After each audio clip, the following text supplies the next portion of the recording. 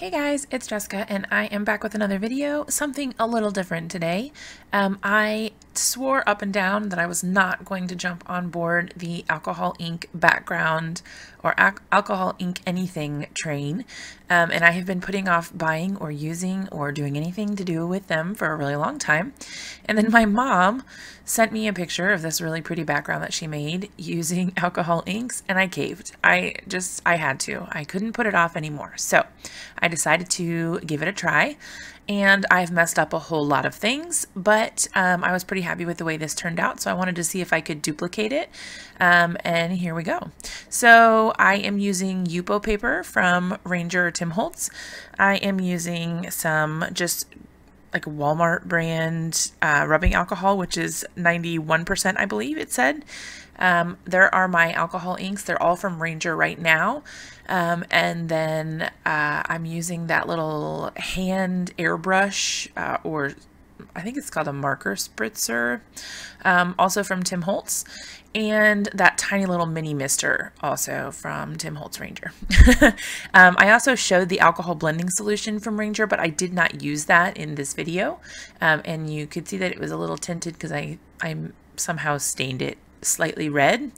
I'm not sure how that happened, but anyway, so to start off with, I took my Yupo paper, which is 5x7, and I just dumped a whole bunch of alcohol all over it. I tilted it so that it would spread across the entire surface, and then I went ahead and started grabbing some inks. I will link all of the inks below as I can so that you know what colors I have used, but I am using a ton of different colors, so I'm not sure that I'm going to keep up with what all colors were used. But anyway, so as you can see, I am just dropping bits of color all over my piece of paper, wherever I thought it might look nice or the colors might blend nicely, and I am going to town. There's a ton of color, there's just a lot going on, but really what I wanted to do is just get a kind of base coat of color down so that I didn't have any white space left, and I had something to work with or to go on based on my color. So sorry for my face getting all over in the camera. I'm not using a straw right now. Usually people use a straw to kind of blow the color around, and I am actually just blowing with my mouth.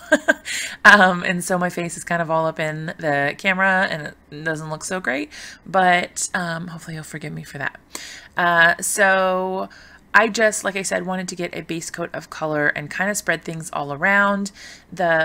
Using your mouth or a straw to blow gives you really smooth results.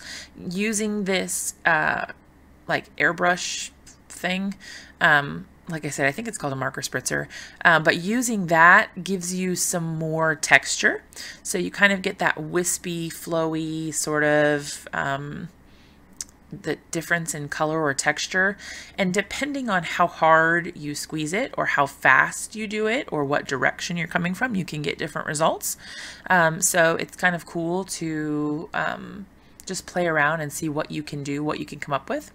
Now, since this is just my base coat, I really didn't care if I got paper towel texture in it, so I did go ahead and sop up some of the extra color, just so I didn't have to wait so long for it to dry.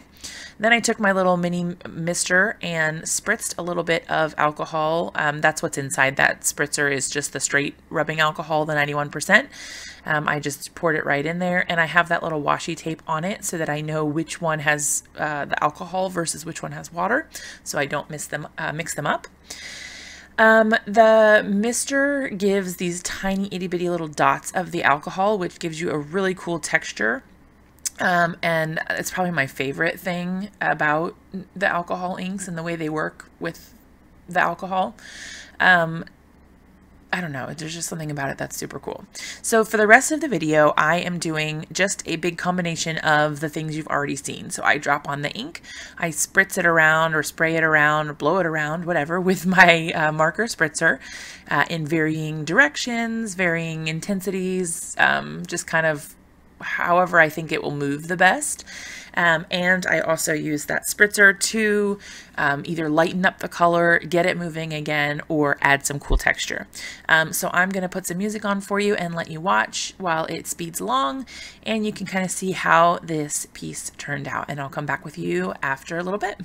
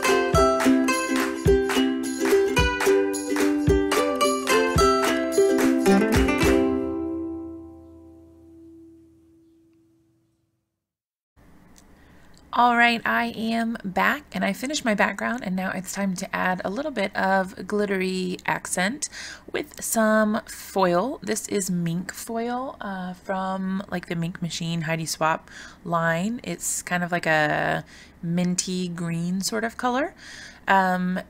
I don't really know how to do this or how long you're supposed to wait after it dries, so this was totally just an experiment for me, and I think that it wasn't quite dry enough because I got some really weird placement of the foil when it transferred, but that's okay because it kind of lends itself to the whole like outer space, galaxy, things shooting through the sky sort of vibe that I was going for. So it's okay that it didn't quite turn out the way that it probably should have.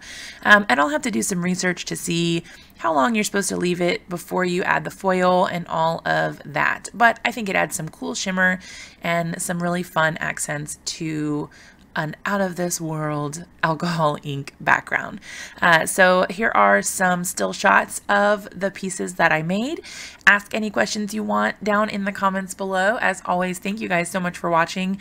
If you like this video, be sure to give it a big thumbs up, subscribe to my channel to see more videos like this in the future, and I will see you guys super soon in another video.